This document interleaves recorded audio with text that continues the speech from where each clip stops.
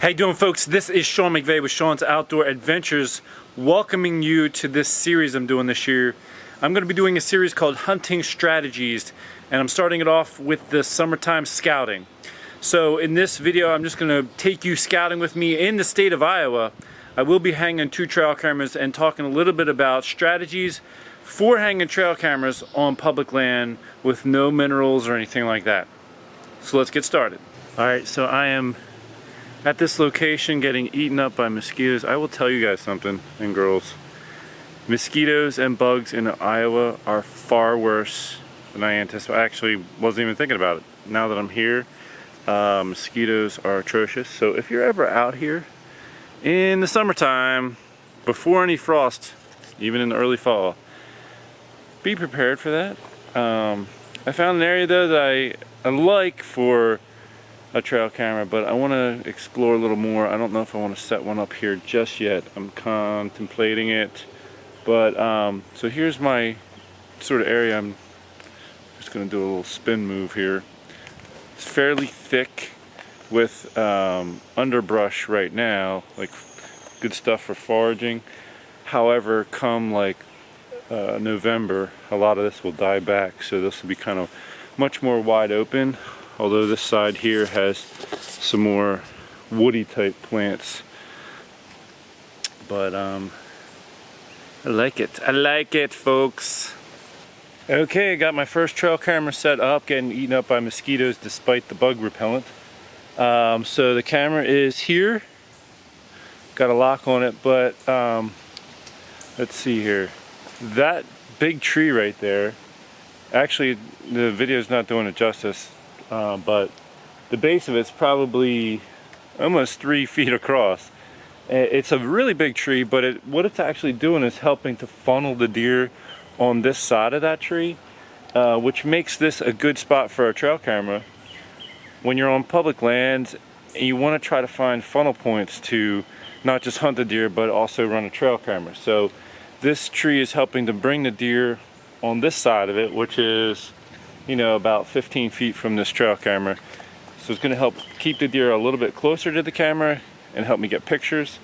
And let's see what happens. I'm going to probably just give it a week. Since this is all new territory, I'll probably try to find a spot in a week from now where there is rain in the forecast, and I'll come in here during the rain or just before the rain to check the camera so it washes my scent away. We are far from the season, but I don't want the deer to become accustomed to me and pattern me and avoid me. You know what I'm saying? Someone's lunch, it looks like, from, sorry, I'm swatting at mosquitoes, so I'm a little bouncy, but someone's lunch. I don't know if it was turkey season or last deer season. Alright, camera 2 is up. I chose this spot because multiple major trails converge right at this area here, so we'll see how well the trigger does on this camera. You know, sometimes you just get the tail end of a deer on a cross trail like this when there's nothing to slow them down like at the other spot. There's a lot of trees and stuff on the ground at the other spot. I guess I could throw a branch there, see if that slows them down to step over it. There's a deadfall right there. I could maybe put over that intersection. Okay, so again, there's the camera. That deadfall works perfectly, kind of sticks up right there. May cause the deer to slow down and stop before stepping over it, making it easier for me to get a picture. Okay, I've gotten into an area that's really thick. This is so much thicker than where I was before. This is the kind of terrain the deer can hang out in all day long. The other area I was just in is more wide open, so especially when the deer feel pressured, they're not going to be moving through that area as much. So although it's tough how thick it is, I really need to try to find some kind of hang-on setup or something in here. And this is the kind of spot you want to be in all day long on public land, because other hunters are out moving around, pushing deer around. They like to hide up in this thick stuff. Okay, synopsis is I would definitely hunt this spot. The second half of my scout trip today was very thick and awesome for deer.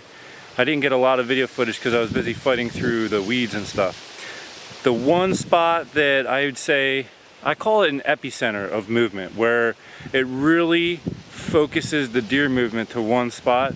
So the epicenter of movement would put the deer all within about 5 yards of one tree.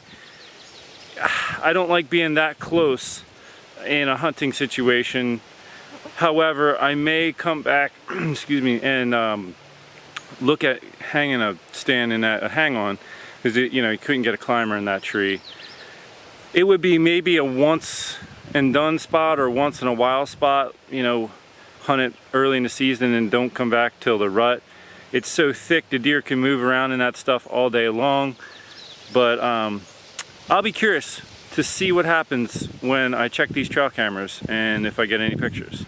Thanks so much for tuning in. Until next time, take care, God bless, and hey, I plan to do a lot more hunting strategy videos this year, so make sure you stay tuned for that, baby.